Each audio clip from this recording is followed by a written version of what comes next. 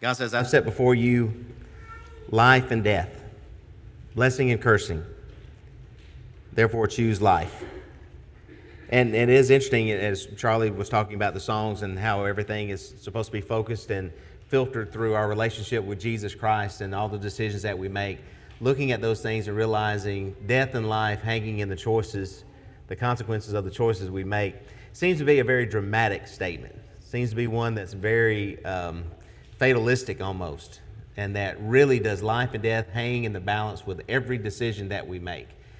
Tonight, what I want us to look at is the way in which sometimes the small choices we make can add up and lead us to a place we never intended to go. And you've probably heard this called the boiling frog syndrome, that, the best way to boil a frog is by putting him in the water and then gradually turning up the heat. I don't know if he'll stay in there or not. I've never tried that experiment, but I do know that it's a good analogy to teach us that sometimes we end up in a place we never intended to be. This last Tuesday night, we had the men's study, and Brother Patrick led our study. And it's a really good one from Psalm 1 that talked about the way in which we're supposed to stay away from sinners, that we don't start out, as Psalm 1 talks about, walking along with the counsel of those who are opposed to God, the ungodly, that we don't stand in the place with those who are evil, and that we don't sit in the seat of the scornful. And if you notice that progression that is there in that psalm, and we'll see this again as we go through the lesson, that it is one in which maybe you at first go along with some of the things that they're talking about, some of the things that they're doing. Next thing you know, you're not just walking along with them, but you're actually taking a stand with them and defending at least some of their actions. And before you know it, you're sitting in the very seat that they occupy, and you're scorning those who are actually promoting the way of God and doing those things that are evil. And so if we're not careful, we can have this domino effect. You've probably seen it illustrated before as well, that if we're not careful, we can go down that wrong road. And so we need to be really careful about the small choices that we're making. And so tonight, one of the things that I really want you to think about and focus on is the idea, what is the small compromise that you've made, that maybe you've grown comfortable with?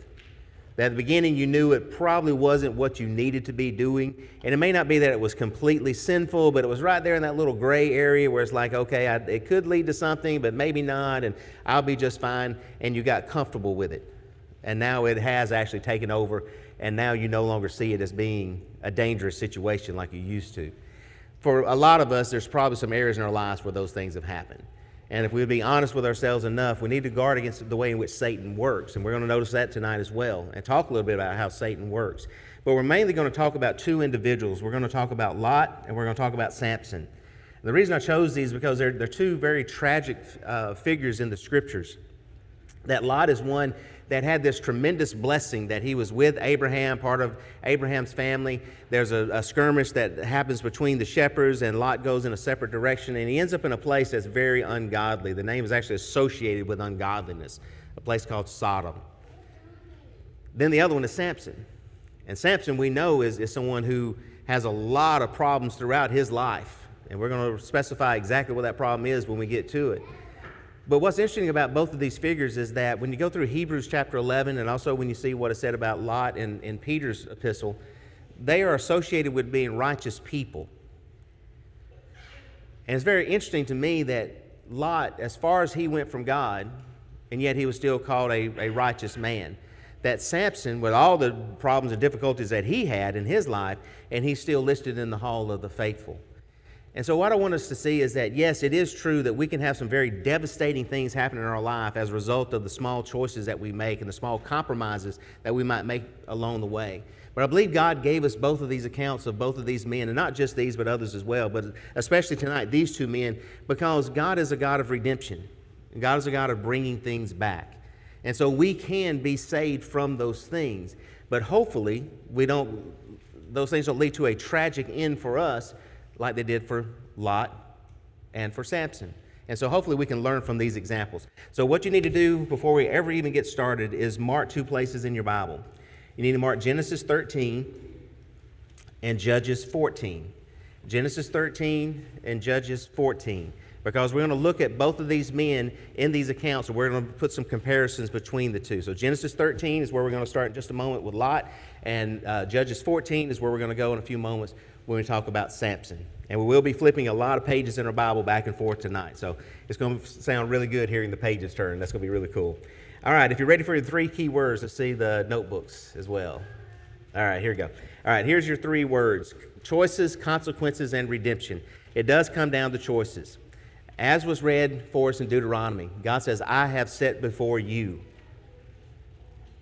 God didn't say, I'm making the choice for you. God didn't say something was going to happen to you and that the Holy Spirit was going to come upon you and force you to make a decision one way or another. God says, I've set before you the choice between life and death. I've given before you the option. Do you want blessings or do you want cursings? It is your ability to choose. We have that right. We have that power that God's given to us. We call it free will. That these choices do have consequences attached to them. Every choice has a consequence. They're not always bad. Sometimes they're good. But there are consequences that come along with every choice that we make. Redemption, buying something back. We need to be able to come back to the Lord, even if we do end up making those tragic mistakes that none of us really want to make. So let's go to Genesis chapter 13, and let's talk a little bit about Lot. One of the things that we first see about Lot, Genesis 13, we're going to start reading at verse 8. Genesis 13 and verse 8. Abram said to Lot, please let there be no strife between you and me and between your herdsmen and my herdsmen and your herdsmen, for we are brethren. Is not the whole land before you? Please separate from me. If you take the left, then I will go to the right, or if you go to the right, then I will go to the left. And notice verse 10, and Lot lifted his eyes, and he saw all the plain of Jordan, that it was well watered everywhere, before the Lord destroyed Sodom and Gomorrah, like the garden of the Lord, like the land of Egypt as you go towards Zoar. Then Lot chose for himself all the plain of the Jordan, and Lot journeyed east, and they separated from each other. Abram dwelt in the land of Canaan, and Lot dwelt in the cities of the plain, and he pitched his tent even as far as Sodom. Verse 13 says, but the men of Sodom were exceedingly wicked and sinful against the Lord. And so one of the things that we see from the very beginning is that Lot makes this choice that he's going to choose the plains that are well watered, that seem to be the best places for him to take his flocks and things such as that. And in essence, when you look at that, many of us would probably make the same decision. If I'm going to take my herds and I've got to make a living and I've got people that depend on me and I want my crops to prosper and my flocks to prosper, then I'm going to choose a good place for them. And so that's what he did. But what Lot didn't consider, it seems, is this place that he was going toward. Now, he didn't go at this point all the way into the city, but he was pitching his tent that way and even went as far as the city. And so Lot was not considering the things that were happening around him, even when he was pitching his tent in that direction. This is where bad things often start, is that we don't think about the consequences of these small choices that we make, that even in and of themselves, they may not be wrong. You think about the young person that's driving down the road, and they just send one text message. And how devastating can that be? That for just that one split moment, they're on their phone. And then all of a sudden, their life is gone. Or you think about that one flirtatious moment between you and someone else that you work with, and where that can eventually lead, and how much devastation it can leave in the wake. All these little things that add up if we don't think about and stop them before they ever get ahead. One of the things that we think about with Samson is kind of the same thing. Is with Samson, if you go to Judges chapter 14, just before this gives the account of Samson's going to be this Nazirite and have this Nazirite vow upon him and be dedicated to the Lord and be someone that the Lord is going to work with. At the end of chapter 13, verse 25, it says, and the Spirit of the Lord began to move upon him. In chapter 14, it says, Samson went down to Timnah, and he saw a woman of Timnah of the daughters of the Philistines. These are the ones that he's supposed to be judging against, God's judgment against them. So he went up and told his father and mother, saying, and it's interesting too, these are the first recorded words of Samson. The first words that we have of Samson recorded in the Bible describe what kind of man Samson is. I have seen a woman. And that is the thing that messes up Samson's life the entire time. He says, I have seen a woman. And he tells his father and his parents that he wants this woman for himself. I've seen a woman in Timnah of the daughters of the Philistines. Now therefore get her for me as a wife. His father and his mother, they both say to him in verse 3, is there no woman among the daughters of your brethren or among all my people that you must go and get a wife from the uncircumcised Philistines? And Samson said to his father, "Get her from me, for she pleases me well." That is the kind of man that you see that Samson is. He's always driven by this desire, and for some reason he has this affinity for these Philistine women, and they are afflicting him throughout his life. But even his father tells him, "Is there not someone here?" Now God uses this. The next few verses say that this thing is something that God is going to use to destroy the Philistines through it. But it doesn't mean that Samson was supposed to be sinning by taking these foreign wives, because that had been something that God had always been condemning. And so this is something that teaches us that when we are judging things based upon our sight and not by faith, it's going to lead us in the wrong direction. That Lot is trusting in the idea that I have to be in this plane. Yes, it will get me near this wicked city, but at least I'm going to be taken care of. This woman, yes, she's a Philistine, but she pleases me well. She's an attractive woman, and I have seen her, and I desire her and want her to be my own. When it comes to relationships, when it comes to business, whatever it is, we start making small compromises. They can lead to some bad places. With Lot and Samson, we know what those places are. If you turn with me to Proverbs chapter 4, the writer of Proverbs warns about this same type of thing. There's many times in Proverbs, especially these first several chapters, where it's written from the perspective of a father speaking to his son, and is giving his son this advice that will lead him well through life. And he tries in chapters like 5 and 7 about this crafty woman and this harlot and this adultery. But he leads into that with chapter 4. Chapter 4, verses 25 through 27 says, "Let your eyes look straight ahead, and your eyelids look right before you.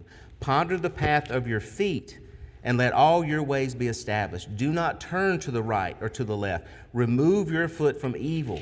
He tells them that before he leads into the advice about these evil relationships and these places where you do not need to go. He says, "Your mother and I have taught you. We have trained you. We've brought you up with guidance. We've showed you what wisdom really is. So make sure you've got frontlets on your eyes to where you're not distracted by all these things that are around you. Don't be looking to the left and to the right. Don't be curious about all these other things that are going on, because if you do, you're going to find yourself on the very street corner with them. You're going to find yourself on the road where the woman lives. You're going to find yourself outside her house. You're going to find yourself inside the home. You're going to find yourself in her bedroom. And then you're going to find yourself killed by the jealous husband. Over and over again, warnings are given. Small choices have big consequences.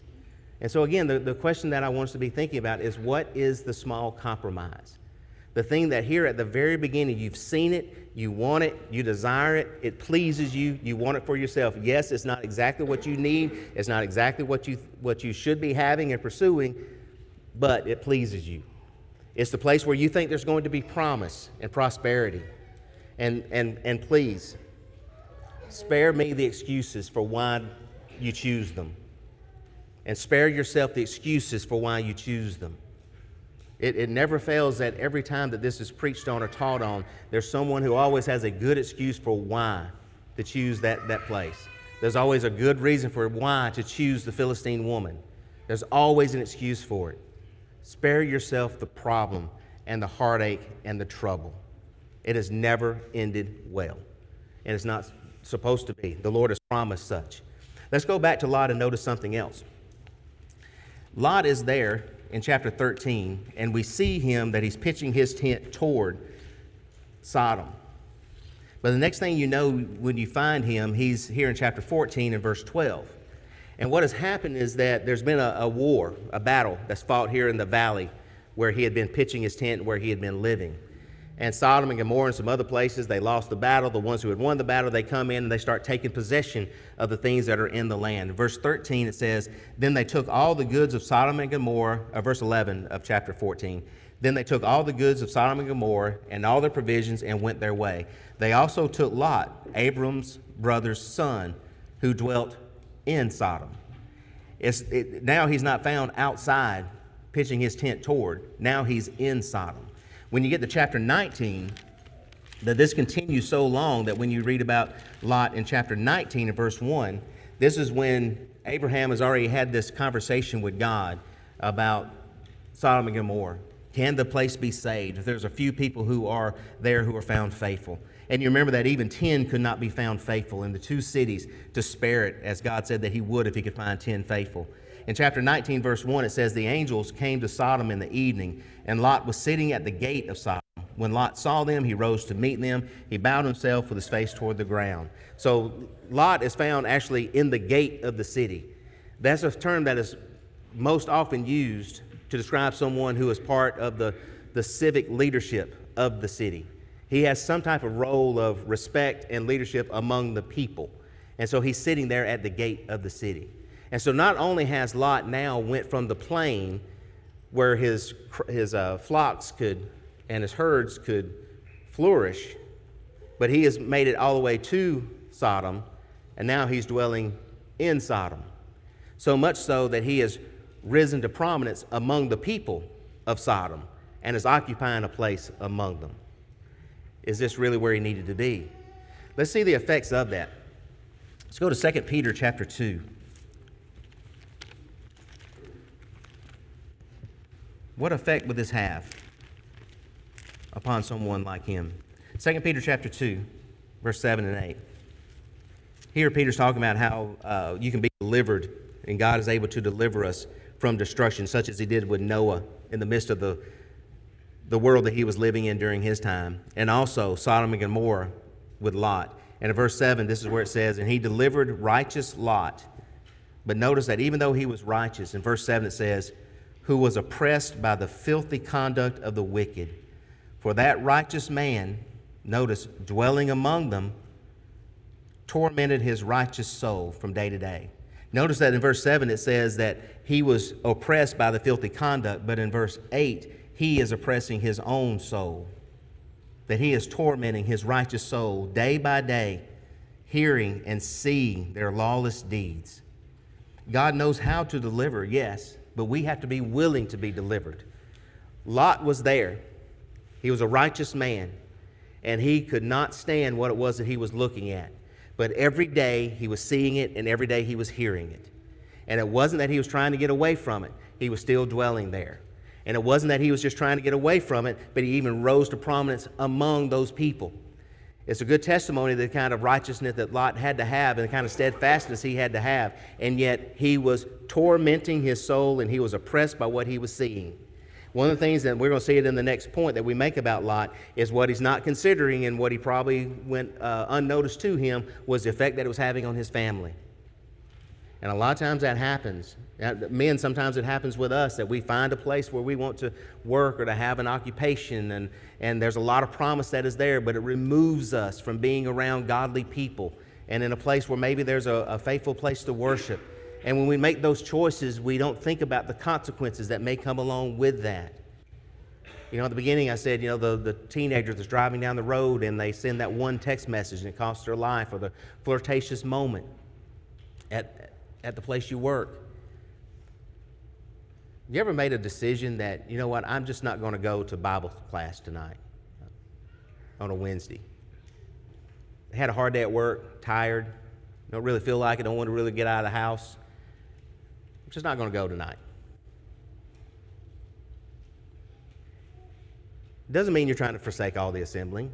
Doesn't mean you've left behind your Christianity or anything like that, but it does mean you made a conscious decision. I don't feel like it, therefore I'm not going to do it. What about the next time you feel that way? Is it going to be easier or harder to make that same decision? Yes, you know you shouldn't make it the second time either, or the third or fourth or fifth or sixth or seventh, whatever it is. And yeah, you may torment your soul about it. I ought to go. I should not be staying home. Men's Bible studies tonight, I need to be studying more. We're going to be studying from Psalm 1. Patrick's put all kind of work into it. I need to be there, but I just don't feel like it. I don't want to get out there in that traffic. I don't want to deal with the heat. I'm not going to have time to eat. All the reasons why we don't do it. Do we ever think about what effect is that having? What kind of hardening of our hearts, searing of our conscience is going on? Because the truth is, spiritual blowout does not typically happen. It's always about that slow leak, that little bit of vitality that leaks out over time. It's little compromises, it's little choices, it's small decisions, it's things that, well, this really doesn't matter. It's not going to hurt this one time type attitude. And next thing you know, you're not in the plains of Sodom, you're in the city. And now you're well respected among them. You got a place of leadership at the gate. You think that made it easier or harder for Lot to make a decision to get out of that place, where there was not even 10 righteous people to be found? He didn't even have 9 others to support him or to help him, and yet he stayed there. That's the kind of torment that can lead to destruction, if not for us, for, as we're going to see with Lot, for his family. Let's go back to Samson. Samson as well, that when you read between chapter 14 and 15 into 16, you'll see that not only did he have this woman as his wife, but it ends in violence. There's a lot of horrible things that happen with that relationship. And yet, in spite of the fact that that marriage was bad and that he had the violent end to it, we find him in chapter 16, starting at verse 1. Samson went to Gaza, and he saw a harlot there, and he went into her. When the Gazites were told, Samson has come here, they surrounded the place. They lie in wait for him all night. You remember the story that he was able to tear the doors off of the gate and carry them up into the hills to escape. And you would think that maybe he would realize the kind of people that are there. But then in verse 4, afterward it happened that he loved a woman in the valley of Sorek, whose name was Delilah.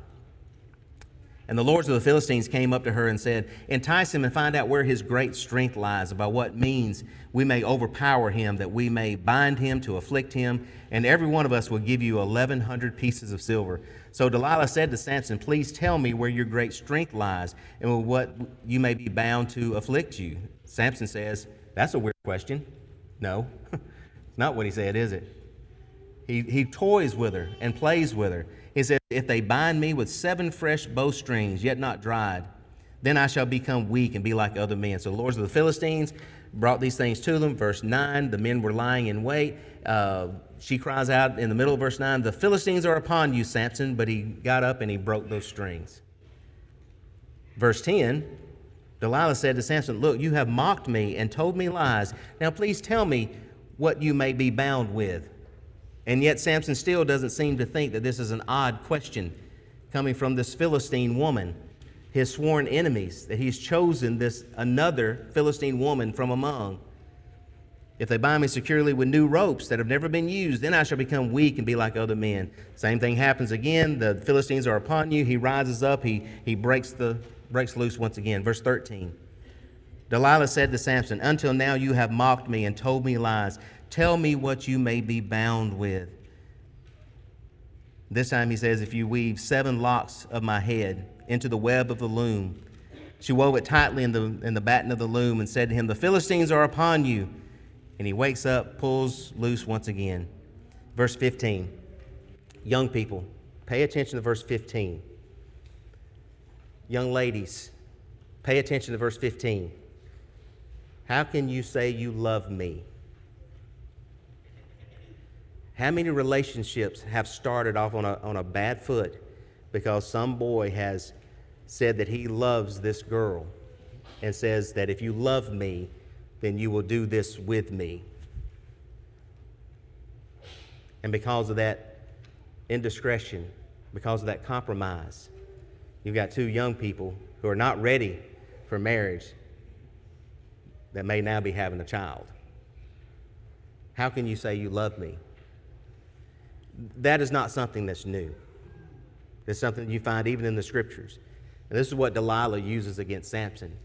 And so Samson does give in. He tells her what it is. He breaks not just the confidence that he should have held, but he also is toying with the very thing that the Nazarites had, was their hair. And he tells her what can happen. Verse 15 again, how can you say I love you when your heart is not with me? You have mocked me these 3 times and have not told me where your great strength lies. And it came to pass when she pestered him daily with her words and pressed him that his soul was vexed to death. At the beginning of verse 17, that he told her all his heart. But notice at the end of verse 16, daily. With Lot, it was a daily vexation. It was a daily torment. It was every day. And it was every day because he was there. Every day. With Delilah, it was every day because he was still in a relationship that he should have never been in to begin with. And it was every day because he stayed there. And it was every day, because he did not think the first time when she asked that weird question, or the second time when she repeated that question and said, the Philistines are upon you, or the third time when the same thing happened. And then finally she's making this passive-aggressive statement, I guess you could say. How can you say you love me if you won't tell me these things? What happens when we get ourselves close to sin is not going to present you with a temptation and then leave you alone. If you stay in the proximity of those temptations, it's going to be an everyday thing that you're going to be facing. And that's how sin works, and that's how sin operates. Small compromises leads to deeper entanglement. That's why it is so important. And I want us to go to James chapter 1 and spend just a few moments and think about how it is that sin actually works and how it takes hold and has its effect upon us. James chapter 1. Remember that James says that a person is never to say that when he is tempted, he's tempted by God. God can't tempt anyone, and he's not tempted by evil. But this is how sin works. Verse 14, James 1, verse 14. Each one, you, me, every one of us, this is how we're tempted. We're tempted when we are drawn away by our own desires and enticed. In other words, this is when temptation happens. We have a desire and we have an opportunity. That's what enticement is. We have a desire for something, and then we have the opportunity to fulfill that desire. That's what temptation is. It's not sinful yet, but that's where it is. Satan knows what our weaknesses are. He knows what it is that appeals to us. He knows if we're like a Samson, that I have seen a woman, and that's a temptation. And now there's an opportunity and enticement that's given. Then when desire has conceived, it gives birth to sin. So sin is desire plus opportunity plus action. It's no longer that we just are tempted by it, but we have taken action on that. And that's when it becomes sin. Then it also says, and sin, when it is full grown, brings forth death. So desire plus opportunity plus action plus no repentance is what leads to death. In Judges 16 and verse 20, if you go back there again, when she says to him this next time, the Philistines are upon you, Samson tried to arise as he did in times past. But at the end of verse 20, it says, but he did not know that the Lord had departed from him. That is what callousness, hardness of the heart leads to. When we get too used to dwelling amongst the temptations, against the struggles, and against the enticements, we've done nothing to remove ourselves from that situation, to remove the enticement, to get rid of the thing that is within us that is causing this desire, this lust for whatever it is. We haven't learned how to contain it and control it yet. And when that is never removed, we get too used to it. We get too used to what we see on TV. We get too used to what we hear on the radio. We get too used to the conversations that not only do we hear, but we participate in. We get too used to it. We get too used to the way that people dress. We get too used to the way that we dress. We get too used to the conversations that we have with others that are inappropriate. We get too used to it. We get used to lying. We get used to telling half-truths. We get used to doing these things in the name of getting ahead in business or whatever else it is. We get too used to it. And if we do not remove ourselves from it, it ends in death. That is the end of it. And that is what these people in the Scriptures are faced with. That's what we are constantly faced with.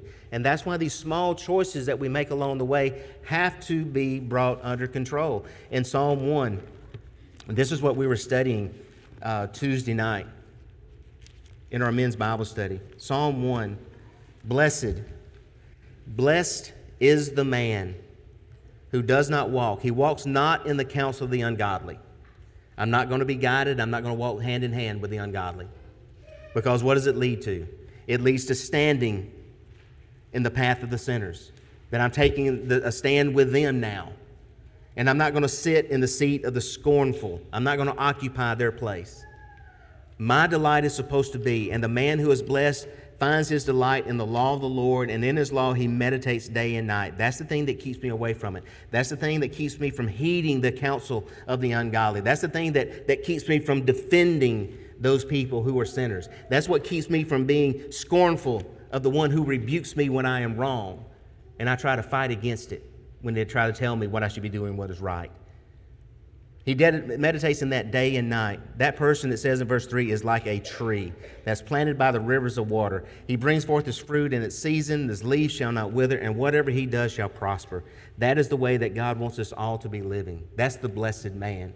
So let's go back to Lot and look about and see what the consequences of these actions are.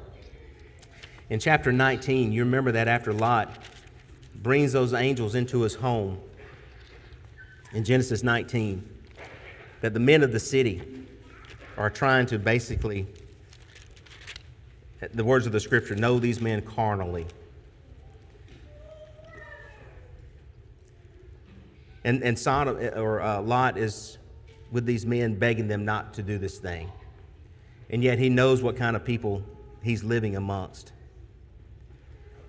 And when the angels are telling him to get out of the city, Lot goes in verse 14, and he spoke to his son-in-laws, the ones who had married his daughters. He says, get up, get out of this place, for the Lord will destroy this city. But to his sons-in-law, he seemed to be joking. How many serious conversations had went on between Lot and his son-in-laws?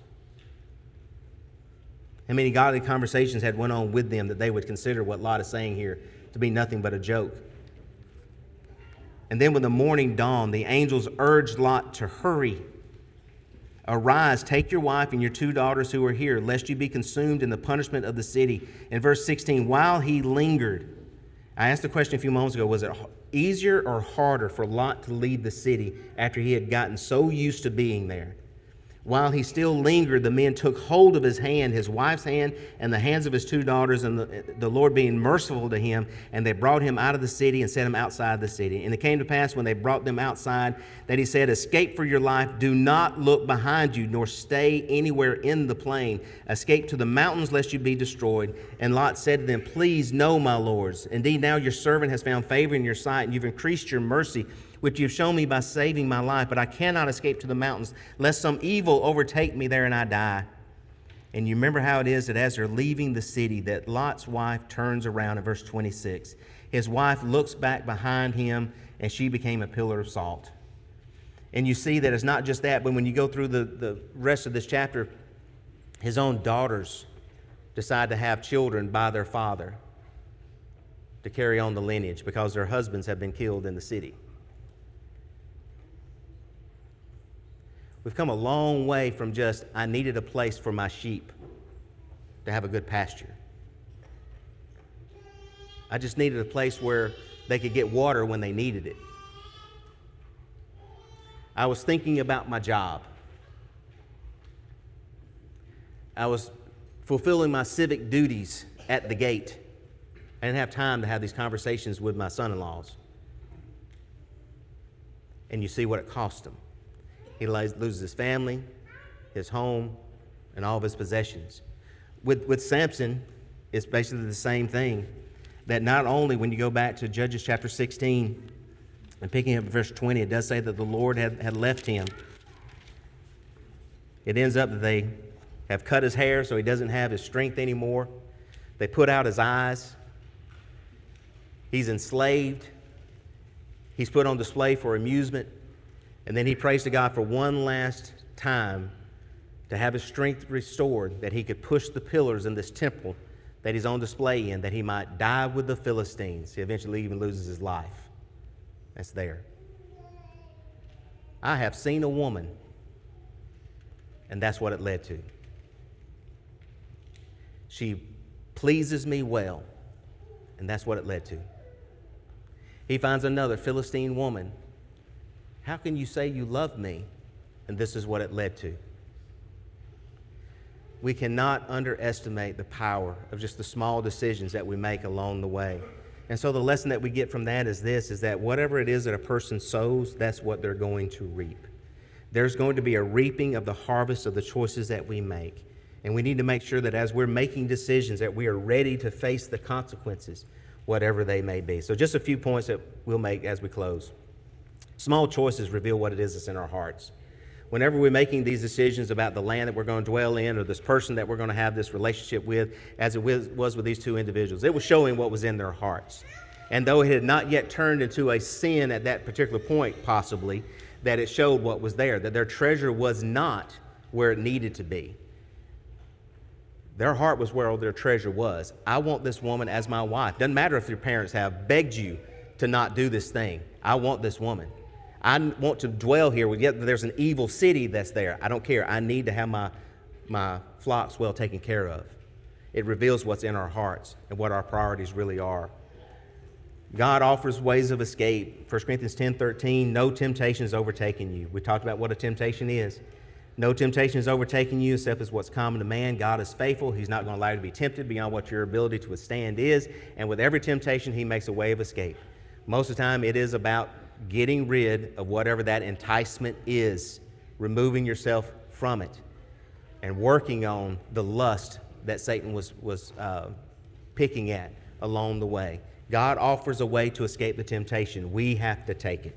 We have the power to choose life. God says, I call heaven and earth as witness today against you, that I have set before you life and death, blessing and cursing. Therefore choose life, that both you and your descendants may live. Both of these stories of Lot and Samson scream of the importance of the small decisions that we make along the way. The question I'm going to leave with you is the one that I started at the very beginning with, is what is that one small area of compromise that you've grown comfortable with? If I search hard enough, I know I can probably find it. Unfortunately, we may be able to find several. If that's the case, we need to deal with it. We need to face it head on and make those decisions that will bring us back to God. In both of these stories, God is able to restore. He's able to provide escape. There's a way of escape tonight. If you're not a Christian, you can be baptized so your sins can be washed away. If you're falling short and you need help with some temptation, some struggle that you're having, let us know about that. Let the eldership get with you, study with you, help you, guide you, comfort you when you need it, strengthen you when you need it, rebuke you when you need it, whatever it may be, that you might be what God would have you to be. We're here to help you in any way we can. As we stand and sing, won't you please come?